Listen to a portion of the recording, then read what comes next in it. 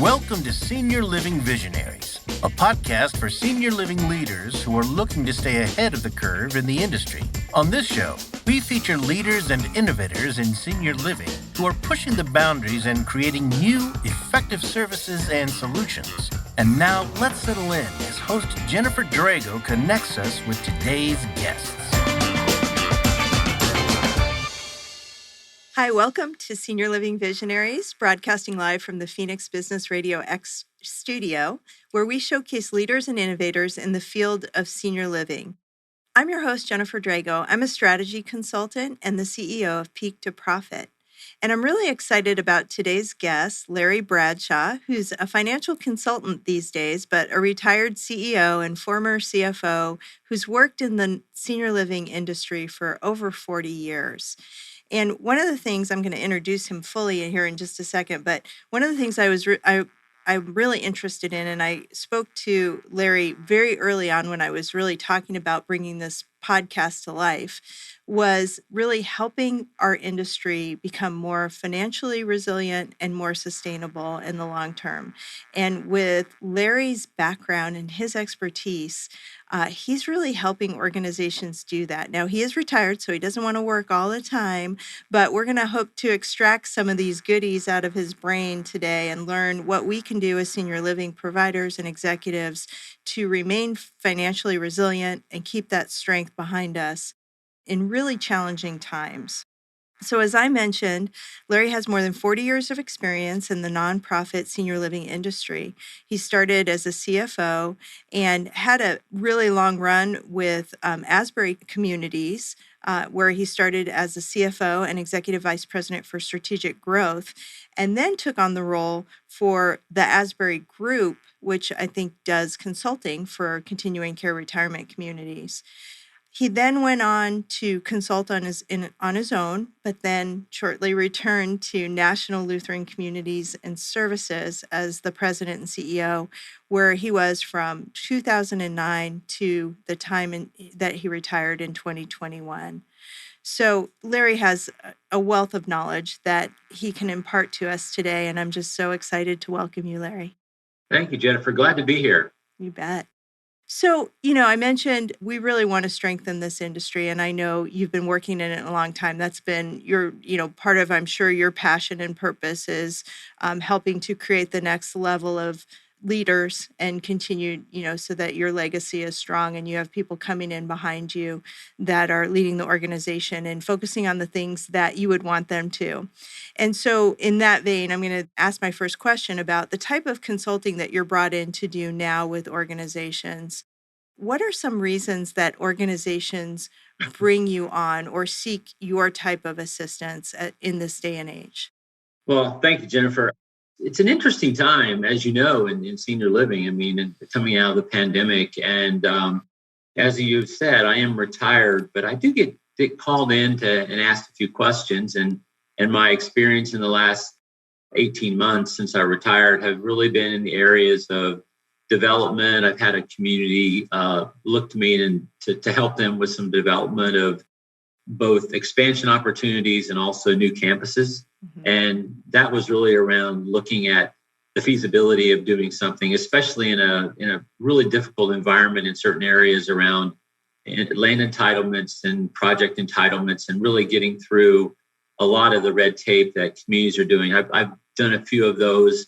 I've actually done a little bit of secret shopping for some organizations, going in and pretending that I'm looking, or pretending may not be the right word, but, pretending to look at those. I'm looking from the eyes of a consumer, mm-hmm. and then going back to those communities and saying, well, here's some things I saw, or some things that weren't being done. And I think, again, during the pandemic, a lot of communities, the occupancy dropped so low. There was very little kind of marketing or lead generation because people just were staying home. So I think some of the organizations that I've talked to have gotten a little bit out of practice on, mm-hmm. How they contact people, how they follow up, and all those things. And so just some of the basic blocking and tackling, if you will, on some of those developmental and marketing issues. But I think primarily what I give some advice on or take a look at is really financial stability in the organizations. And and really kind of what to look at. I think the industry has come so far in the last 40 years, but there's still so many nuances, especially in senior living when it comes to entrance fees and it comes to some of those accounting issues that are not necessarily easy to understand, even for people who do it all the time, but especially for people trying to sell the product or get into the product. So a lot of financial nuances. I take a look at a lot of financial statements and just kind of give some thoughts on, and it's funny how sometimes people will ask me, says, well, I think we're doing pretty well. And I'll look at their statements and say, I think you're doing some pretty good things, but either I see vulnerability points or I see opportunities to really gain even more traction. Excuse me. And so I think I would say it's a little bit variety. There's a variety of things I look at, but primarily it's around the financial stability of the organizations. Yeah, and that's so important. And, one of the things that we talked about as we were prepping for this call is I think we would love to see providers reach out and seek expertise in this area far ahead of when they might need it, right? So even when things are seemingly good, maybe occupancy is almost recovered to the pre-pandemic levels, but you're still struggling a little bit financially. That's a great time to seek the guidance of an expert and say, hey, take a look and see what we can do differently. We're going to get into some of the factors, some of the things that you look at, but one of the things I take away from talking to you is that each organization is so unique, and their financial picture and this sustainability and stability is really a puzzle, right? You're kind of mixing and matching a number of elements to optimize how that organization can perform financially, even in the midst of all of the things that are hitting our industry right now, staffing shortages, inflationary pressures, you name it. I think your puzzle analogy is right on track, Jennifer. I think one of maybe the positive things that have come out of the pandemic, I'm not quite sure. I don't think we've gone far enough in to see if it's really positive or not, but there were some statistics several years ago that over 65% of the leaders in senior living were going to be leaving through retirement. Wow. And we're kind of in that period of time now. And I'm one of those individuals. But I think that maybe the good part of that coming out of the pandemic is some of the new leadership that's coming in with some new ideas, and they're not handcuffed or biased by the way things have always been done, which I think could be a positive moving forward. I agree. And on the flip side of that, they may have great ideas, which we need in this industry. We need disruptors. We need innovators, but matching those ideas with some financial expertise, really important, right? We got to make sure that we do this in a very smart way. Not to be at all negative, but I think one of the challenges that is very subtle in this industry in trying to be innovative and trying to illuminate some of the things we're talking about today is really some of the regulations in different states. They've come through the pandemic and they've really changed also. They weren't always as innovative and as quickly as a provider we wanted them to be, but I'm concerned that maybe they've gotten a little farther behind because of the pandemic and because of all the other focus of legislation and those type of things. We'll see how that plays out, but I think that could be a factor in the future too. Yeah, good point. So in the last 18 months, as you've been brought in, this is really post-pandemic, what kinds of trends are you seeing when it comes to financial stability? What things are you seeing that you point out more and more maybe than you did in the past? Well, certainly occupancy has to be at the top of the list, because if you go through and look, the organizations I think that are really doing well out of the pandemic have increased their independent living occupancy back to pre-pandemic levels. But the healthcare side, assisted living, memory care, skilled nursing are significantly lower. While that in itself is a pretty good indicator, I think the trends of staffing has gone the other direction. They've become more expensive, harder people to staff. And if you talk to HR professionals, I heard this when we were in the pandemic. I was in the pandemic until the end of 2021, so kind of in the throes of it. But we had so many individuals who would sign up for interviews and they would just never show up, and it would just be very, very difficult to get people in. So So as I look at financial stability, I really have focused on a couple things. One is certainly occupancy, but two is occupancy mix, especially in skilled nursing and assisted living, where you're in a type A or life care community where you could have a lot of individuals coming out of independent living, going into skilled nursing, but they're usually at pretty deep discounted rates. So that could affect your revenue stream. So I think what I've really looked at is, okay, what's your occupancy, but what's your mix? And I think that's real important to look there. And again, depending on the contract, how dependent are you on entrance fees? Are the entrance fees refundable? Do you have, if they are refundable, a lot of contracts will allow individuals to leave their independent living apartment, but go to skilled nursing or assisted living without paying the refund and entrance fees, because the contract stipulates you don't pay it till they leave the community. You get a new entrance fee in, but you're building this liability in skilled nursing. All of a sudden, you've got $8 or $10 million of refunds sitting in healthcare. And if for some reason you run out of inventory or you're very highly occupied, all of a sudden, where's that money going to come from when it's time to pay it out? So I think that's an area I've been looking at a lot. One of the organizations that I work with, we've actually begun to put that on our financial statements, so we can actually see what that number is and that liability is. Because while it's on the balance sheet as a deferred revenue, until it is very specific to healthcare stability, it can just be lost in the numbers. So if it's not distinguished on the financial statement, certainly as part of the management report, I think has been something to be useful of. We look at a lot of debt service coverage ratios. Usually that's a covenant related to debt. And I have begun to focus more on the debt service coverage without entrance fees versus with entrance fees, because certainly you can be in line with your covenants, but I'd like to see that ratio of debt service coverage without entrance fees continue to rise, because that reduces your reliance, of course, on entrance fees, which I think is really important. And we've seen how important it is. I mean, if we have a heavy reliance of entrance fees and occupancy goes down due to something like the pandemic, it's just hard to get that back. So my focus has really been more on improving operations, less reliance on entrance fees, making sure your capital expenditures are adequate, because what you can't afford in this environment is to have a tired facility. And of course, liquidity is also an important area. So those are kind of the 5 or 6 areas that I look at. And if one of those looks like it's kind of going the wrong direction, it's time to dig a little deeper. Yeah. So I love what you brought up about entrance fees and, how they play into kind of your occupancy mix, the refundability component, really the mix of contracts that you have in your organization.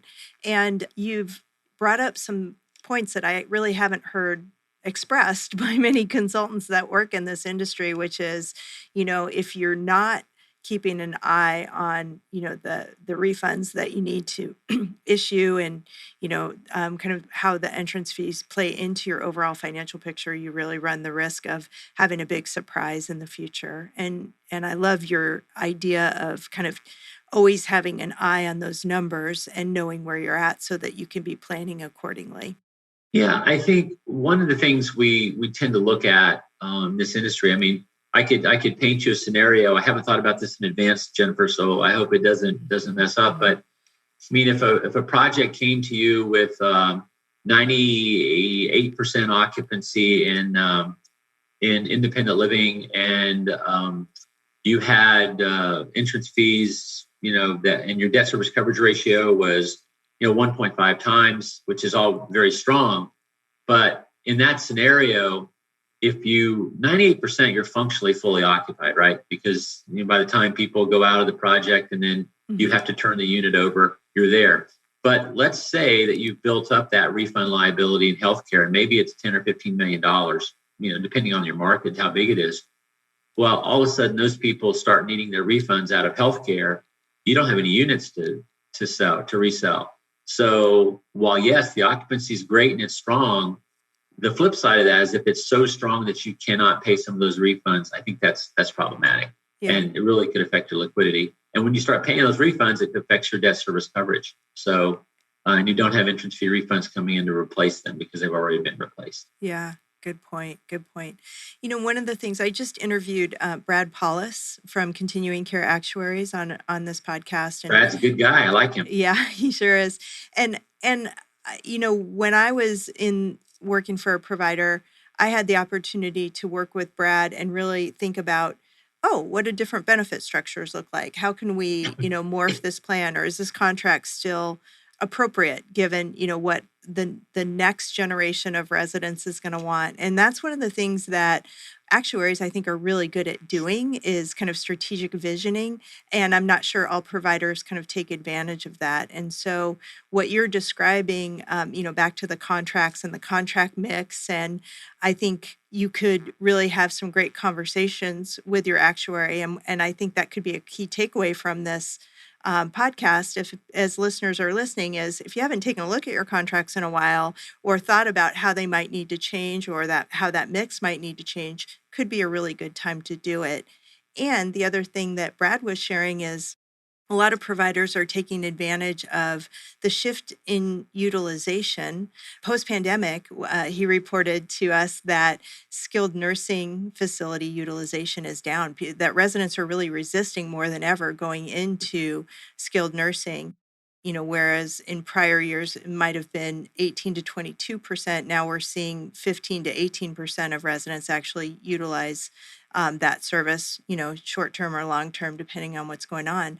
And so providers are taking advantage of that and maybe adding in home care benefits, where we could actually provide care, but in a different location, which is, again, truly what residents want. But yeah, did you ever work with actuaries in that regard to kind of strategically vision that, Well, it's funny that you mentioned Brad because in my former job, we did work with his company, and I have a lot of respect for what he does. And prior to me leaving National Lutheran in my former job, we actually were developing a project that we created. And I'm not sure this has been done a whole lot of places. We actually created a project that had both type A and type C contracts. Mm-hmm. And we did that for marketing reasons for a couple, because we did have some people that liked the life care benefits, but others who had a lot of long-term care insurance and didn't want to pay the premium. So we actually generated, the project will have type A and type C contracts, but we did cap them at a certain level. And I remember the conversations that we had with Brad and his team about, well, where do we cap these at? I mean, how many do we do for type A? How many do we do for type C? And it's an interesting conversation, but I think also the actuarial models for years, and I've said this to other people, I've said the actuarial models for years from my experience always look to have higher or bigger skilled nursing facilities than what was really needed. Mm-hmm. I go back to my early years back in the 1990s in another organization, and we built a community which had a 40-bed skilled nursing community.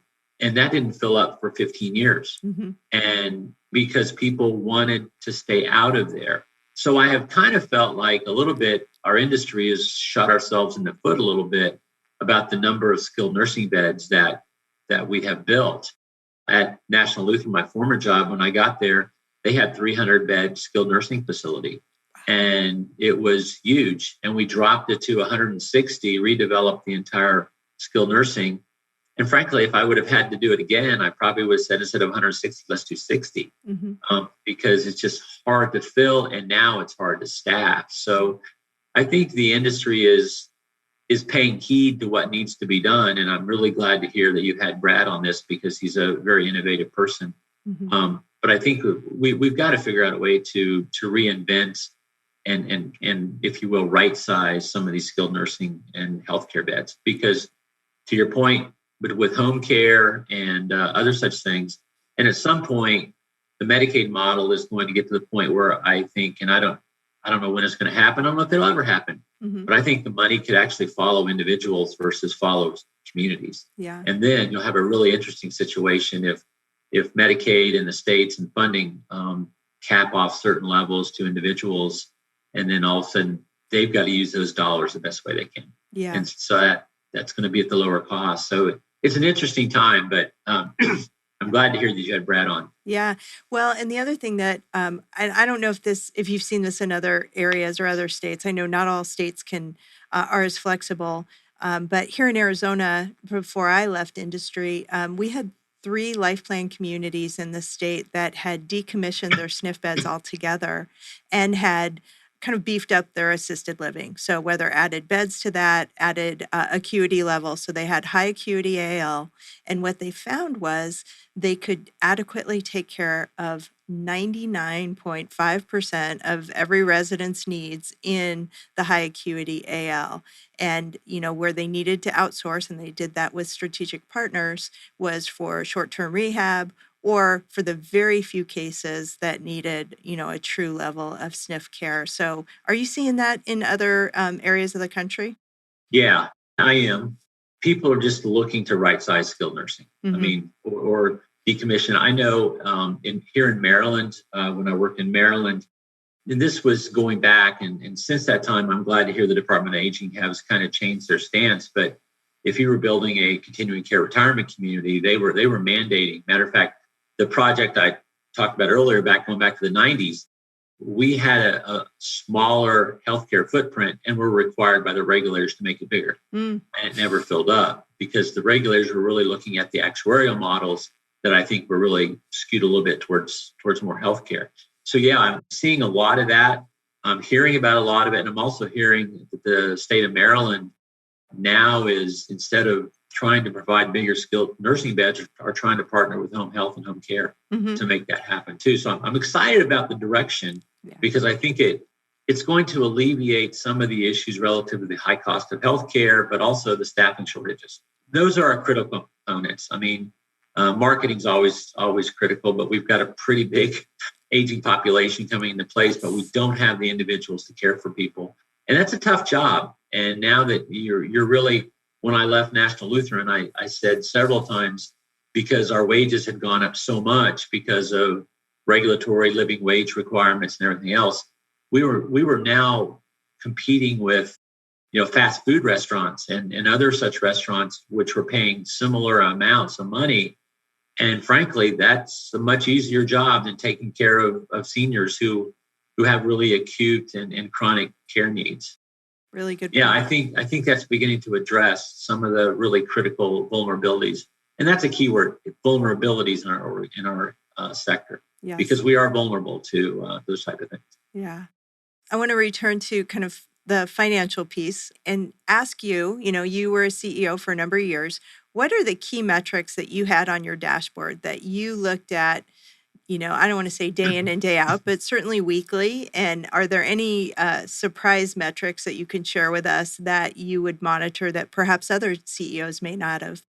Okay. Yeah, that's fair. We built an in-house business intelligence model that we were really proud of, that really distilled and focused a lot of things down. But of course, I mean, every day you want to look at occupancy, not just overall occupancy, but also within your skilled nursing, you want to look at, we try to have a fairly high Medicare profile, especially in our flagship community. And so I would look at that Medicare model because that was appropriate that we kept at a certain level.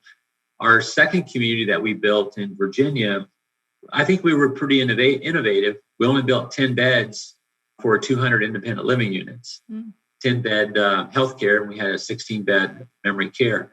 And it's funny. I think it worked pretty well, except psychologically for the residents who were constantly saying, we need a bigger footprint.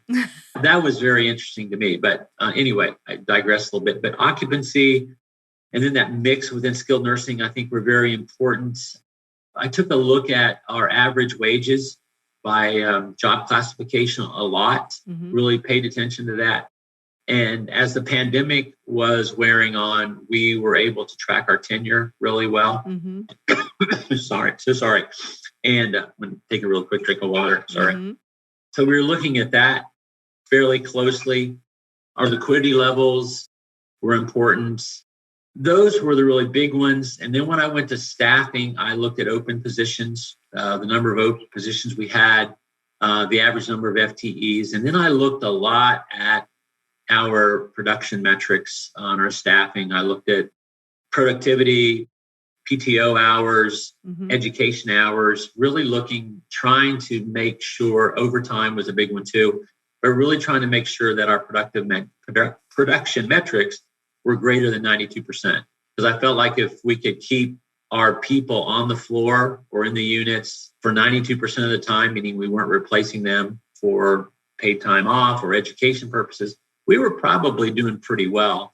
And if we could keep our overtime numbers under 3%, that was really positive for us. Yeah. When I first started there, the overtime numbers were 20%. It's one of the first things we really went after. Wow. Was just managing the people. And, it just wasn't, everybody could go on vacation the same day. They had to be some structure. And we got that down lower than 3%, even lower than 2% for the most part. So those are metrics I really took a lot at. Yeah.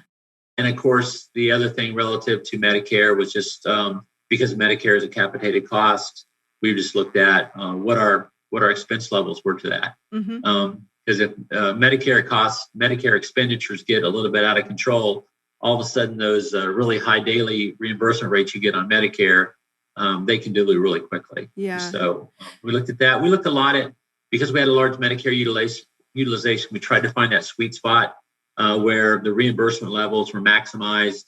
And then once our residents got to that point, we would want to make sure our service structure had them moving to the next level of care, because reimbursements were going to go down. So I hope that helps, but those were the big ones we took a look at for the most part. Yeah. And we had them on a dashboard. They would shoot up on your screen pretty much on demand or anytime you wanted to look at them. Yeah. I'm a big proponent of dashboards and metrics, right? What you measure matters and gets your attention. And I love that you talked about productivity standards, because, my experience in senior living was that it didn't seem to be many organizations that were truly focused on it in the way that you described. And hopefully that's changing, because I do think that's a key to our success in the long term for sure. But, every single day.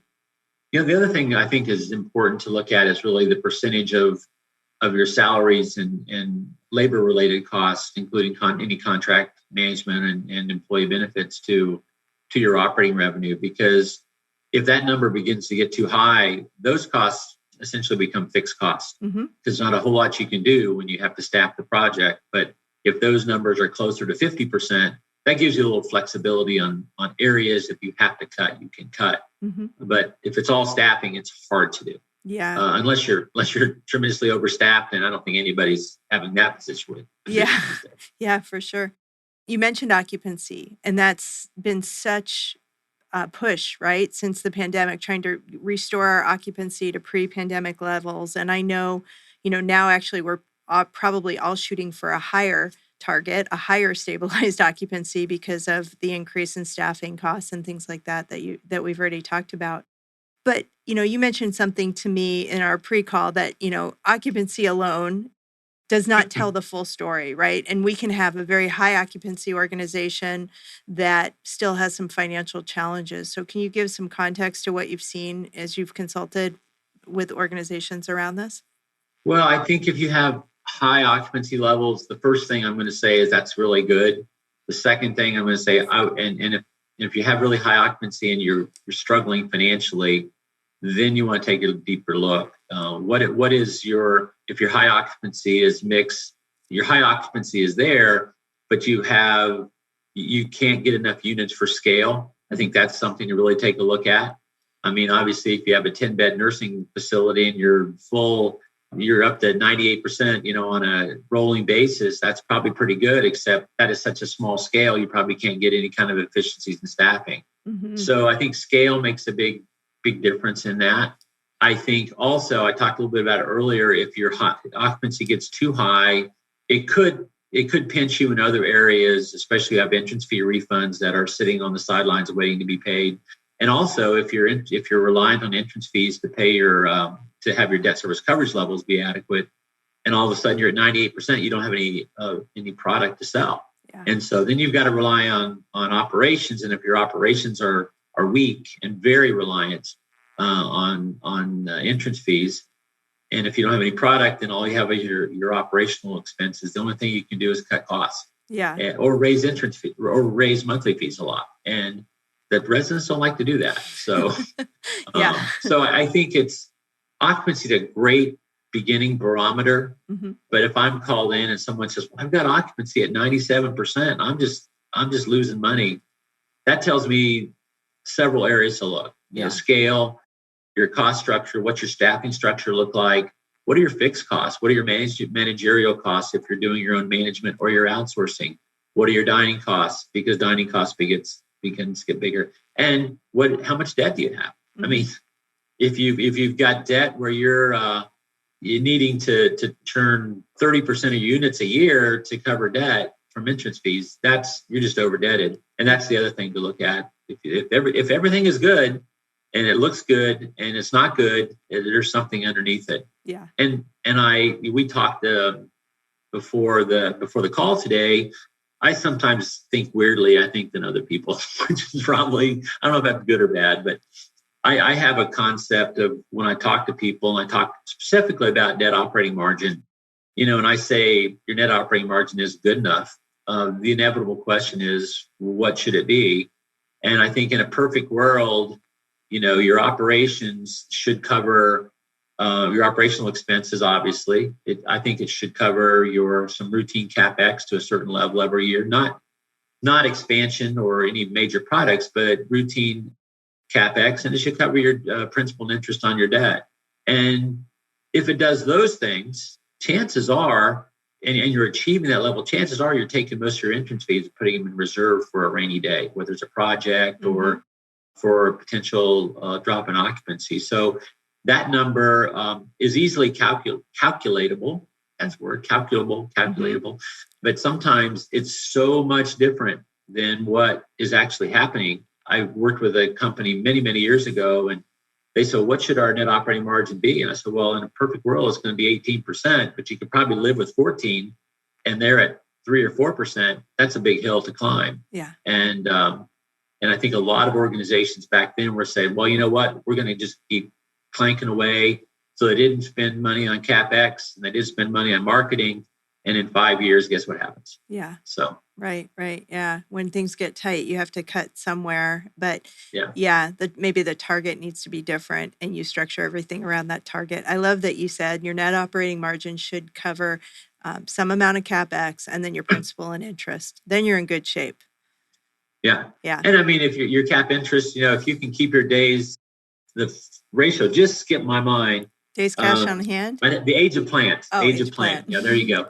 I mean, if you have a goal that your age of plant is going to be around 10 years and your routine CapEx keeps that at 10 years, that's the amount you ideally will want to cover from operations. Yeah. I mean, it just works. Yeah. But some people, for some organizations, you can't get there. So then the question is, well, what can I get to where I'll be doing good things? Right. And I said, well, there's thriving and there's surviving. I mean, if you want to thrive, you need to get to this area at least, and maybe not all the way there in year one, but maybe it's a part of your strategic plan that in 5 years, you're going to get to this optimal level. And on the surviving side, if you're at 4%, you need to be at 14%, and you've decided you're going to stay at 4%, you're always going to struggle. I mean, the math is simple on that, but sometimes it's hard for organizations to make those tough decisions. Yeah. Absolutely. Especially during, like we were just talking about, the pandemic times, post-pandemic, we're still recovering. But I love the fact that you're encouraging providers and executives to reconsider, their targets and where they're at so that they can thrive, and again, may not get there in a year, but we can work toward that and don't have to keep struggling. It's like anything. It's hard to get where you're going if you don't know where you're going. Yes. I like to, as a strategy consultant, that's kind of my main message, right? If you don't have a vision, where are you headed, right? You wouldn't take a road trip if you didn't know where you were going and you didn't know how to prepare for that. So we're very aligned in that regard. In our final question, I want to just ask you for, your best piece of advice offering to current CEOs to strengthen their financial resiliency and sustainability in this challenging climate. So if you just want to give one final pearl of wisdom for us, I'd appreciate it. I guess it probably would go away from the financial aspect, but I would say just build a great team. Build a great team of people that you work with, not the people that work for you, but people you work with. build a great board, because that becomes a key element. Because if you have a great board and you are transparent and you are really provide communication to them, they can help you because they can get you over the hump. And the last thing I would say was be to create a great communication and transparency plan to your residents and your staff, not just your senior team, but your staff. Because the higher you go in an organization, we all know this, the easier you all to get toppled if you don't pay attention to those things. But I kind of always thought everybody's going to make mistakes. And I certainly made my share during my career. But if you can build a great team, that team will minimize your mistakes. If you can build a great board, you lessen your vulnerabilities. And if you can really build a great relationship with your residents and your staff at the communities and the line staff, it's hard to beat that combination. So I really would encourage that. Mm-hmm. To your point, look at dashboards, look at metrics, but educate your team on what you're looking for. Because if your team knows what you're looking for as the CEO, I had a great team, and I knew they knew what was important to me. Right. And if one of those things got out of line, they would come to me and say, "Hey, Larry, this is out of line," and then we could deal with it together. Not just they didn't come into my desk and dump it on my desk and say, "You need to fix this." It's like, okay, how do we fix this? Yeah. I just think creating that great team, great board, great relationships, that's where you get to where you need to go. And as a strategic consultant, my team, when I first got to National Lutheran, said, "Well, financial stability needs to be our goal." I said, "No, financial stability is a result." Yes. It's a result of resident satisfaction, employee satisfaction, board integration, and how well your team stays together. If you do those 4 things or 5 things together, the financial metrics will play themselves out and they'll be positive. But if that's your goal, you probably won't have as deep a team and a cohesive team as you want to have. Yeah. So I guess that's my pearl of wisdom at the end. Yeah. What a great message. And I'm so glad that I asked you that question, because you got to see your leadership in action there in terms of what was most important to you. And I didn't have the opportunity to work with you during your career, but I sure wish that I would have, because I imagine that you were an amazing CEO. So I just want to thank you so much for sharing your wisdom and experience with us and giving us a lot to take away in terms of how to build our financial resiliency as an industry. And Larry, I know you're on LinkedIn. Is that the best way to get in touch with you if anybody had some follow-up questions? Well, I'm retired for sure, but yeah, that's probably the best way to do it. He'll check it once every couple of weeks. But I'll check it. I'm still have that little habit of checking things out, but I'm trying to break the habit. A little bit more golf and a little bit less checking things like that. But I like to continually to engage and talk about things. I enjoy doing this, and I've really enjoyed speaking with you today, and I appreciate the offer to join your team. And I wish you all the best of luck. I think you'll do great. Thank you so much. Thanks, Larry. And today you've been listening to Senior Living Visionaries. It's a podcast that's specifically curated for senior living leaders with the hope that we can share innovations, disruptions, and best practices in our industry to kind of rise the tide, lift all boats and rise that tide up. So thank you. And if you'd like to subscribe to our podcast, you can always be notified of new episodes, get transcripts, get special things that our guests are giving away. And you can do that at seniorlivingvisionaries.com. Again, thanks so much. We'll see you next time. Thank you, Jennifer. You've been listening to the Senior Living Visionaries podcast and radio show, where we showcase the leaders and innovators in the industry who are pushing the boundaries and setting the stage for the future in senior living and services. Join us next time as we share the bold ideas and breakthroughs of the industry's most forward-thinking leaders here on Senior Living Visionaries.